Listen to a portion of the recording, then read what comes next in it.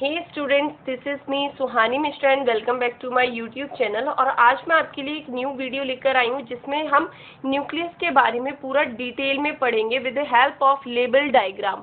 मैं एक एक चीज़ करके इसमें डायग्राम के थ्रू आपको सारी चीज़ें बताऊंगी। यहाँ पर कोई स्टेटमेंट नहीं रखूंगी लॉन्ग, कोई थ्योरी नहीं है, सिर्फ डायग्राम के थ्रू हम पूरा न्यूक्लियस को समझ जाएंगे। सो देरी ना करते हुए वीडियो को स्टार्ट करते हैं। आप लोग जानते हैं कि न्यूक्लियस कहाँ प्रेजेंट होता है। एक सेल होता है एनिमल्स में या प्लांट में, लिविंग ऑर्गेनिज्म में। उसके अंदर जो उसका सबसे इम्पोर्टेंट पार्ट होता है वो न्यूक्लियस होता है।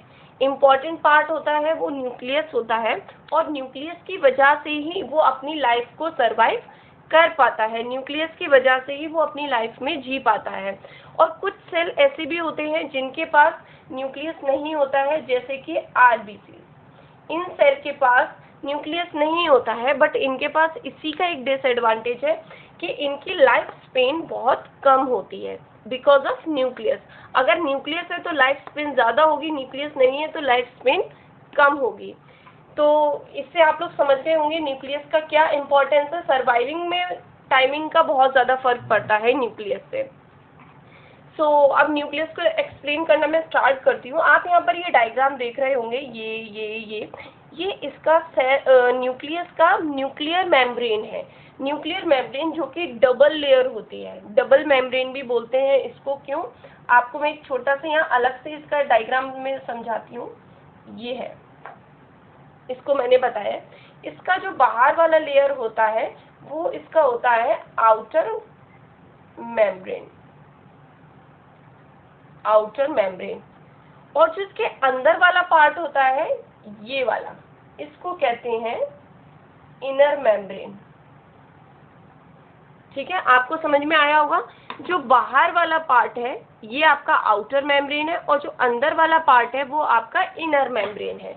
तो अब मैं इसको रफ करके आपका डायग्राम में ही लेबल करती हूँ इसको, कि इसका जो आउटर पार्ट है ये है इसका आउटर मेम्ब्रेन, और जो इसका अंदर वाला पार्ट है इसको बोलते हैं इनर मेम्ब्रेन।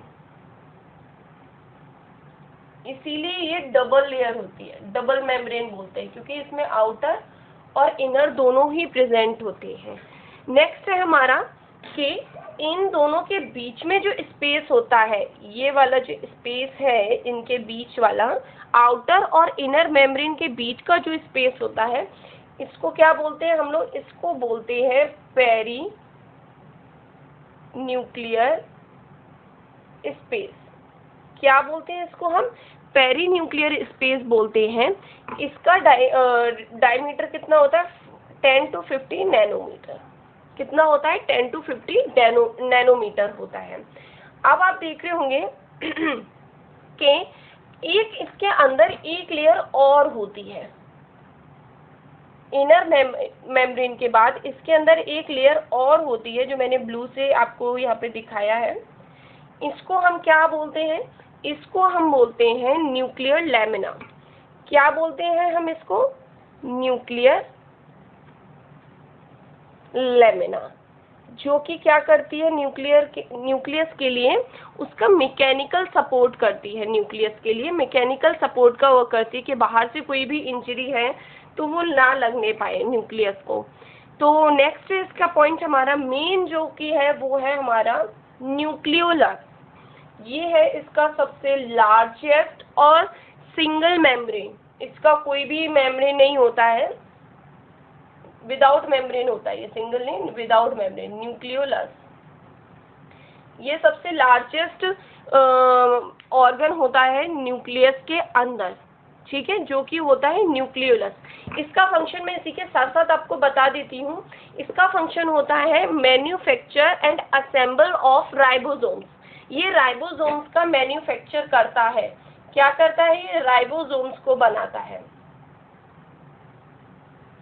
ये राइबोसोम्स को बनाता है, जिससे फिर प्रोटीन फॉर्मेशन होता है। आप लोगों को भी पता होगा जो राइबोसोम्स हैं वो क्या होते हैं? प्रोटीन फैक्ट्री कहा जाता है उनको। राइबोसोम्स को क्या कहा जाता है? प्रोटीन फैक्ट्री, क्योंकि वो प्रोटीन को सिंथेसाइज करते हैं। और दूसरे इसका फंक्शन होता है कि ये आरएनए को बनाता है। ये आरएनए का फॉर्मेशन भी करता है, सिंथेसाइज आरएनए का भी होता है, यानी ribo nucleic acid, ribosome ribonucleic acid. ठीक है, ये होता है न्यूक्लियस का फंक्शन। आपको इतना समझ में आया होगा। राइबोसोमल राइबोन्यूक्लिक एसिड का फॉर्मेशन भी ये करता है। यहाँ पर मैं लिख देती हूँ आरएनए का भी सिंथेसाइज करता है ये। नेक्स्ट आप इसमें देख रहे होंगे कि इसके अंदर ये जो मैंने ब्लैक डॉट्स बनाए हुए हैं, अब जैसे सेल के अंदर कोई लिक्विड फिल रहता है, ये सेल है आपका, ये न्यूक्लियस है, इसके अंदर भी जो लिक्विड फिल होता है उस लिक्विड को हम क्या बोलते हैं? अगर वो सेल के अंदर प्रेजेंट होता है तो हम उसको साइटोप्लाज्म बोलते हैं। इसी तरीके से जब वो न्यूक्लियस के अंदर प्रेजेंट होता है तो उसी लिक्विड को हम क्या बोलते हैं? न्यूक्लियोप्लाज्म बोलते हैं। क्या बोलते हैं इसको? हम न्यूक्लियोप्लाज्म बोलते हैं इसी लिक्विड को। नेक्स्ट है हमारा, आप इसमें देख रहे होंगे कि इसमें कि थ्रेड लाइक बहुत उलझा हुआ स्ट्रक्चर आपको यहाँ दिख रहा होगा, ये जो कि इसको हम क्या बोलते हैं? ये थ्रेड लाइक स्ट्रक्चर आपका होता है क्रोमेटिन। इसको हम बोलते हैं क्रोमेटिन। इसके अंदर हेरिडेटरी फैक्टर्स होते हैं, डीएनए एंड हिस्टोन प्रोटीन इसी के अंदर होता है।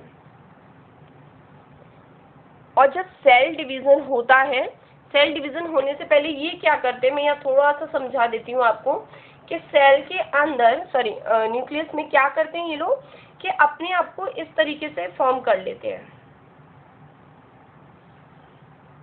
इनका ये स्ट्रक्चर अपने आप को ना ये कंडेंस कर लेते हैं इस शेप में क्रोमोसोम्स में। इन्हीं को हम क्या बोलते हैं? फिर ये क्रोमोसोम्स में चेंज हो जाते हैं।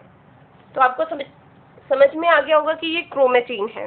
नेक्स्ट है, इसका एक ऑर्गन से और कंटिन्यूस अटैचमेंट होता है। ये जो कि है आपका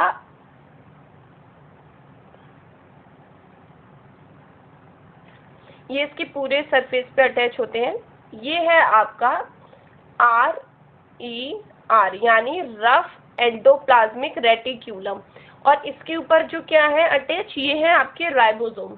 और न्यूक्लियर मेम्ब्रेन के ऊपर भी राइबोसोम्स अटैच होते हैं। न्यूक्लियर मेम्ब्रेन होती है, इसके ऊपर भी राइबोसोम अटैच होते हैं, जो क्या सिंथेसाइज करते हैं? ये प्रोटीन को सिंथेसाइज करने में इसका वर्क करते हैं।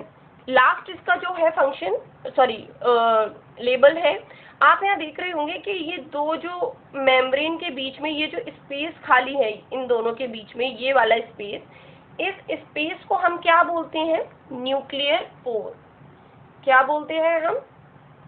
न्यूक्लियर पोर बोलते हैं। जो एक न्यूक्लियस में कितने होते हैं? ये आपके 3000 से 4000 न्यूक्लियर पोर प्रेजेंट होते हैं न्यूक्लियस में।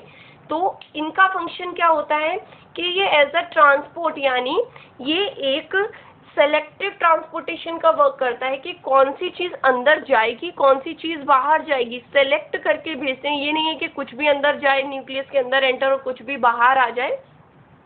और वो कौन वर्क करता है? यहाँ पर छोटे छोटे प्रोटीन्स अटैच होते हैं, वो एक बैरियर की तरह यहाँ पर रहते हैं, जिससे सारी चीज़ें अलाउ नहीं होती हैं अंदर या बाहर जाने के लिए। मैक्रो न्यूट्रिएंट्स को सेलेक्ट करके वो यहीं से भेजते हैं और यहीं से एंटर दिलवाते हैं न्यूक्लियस को।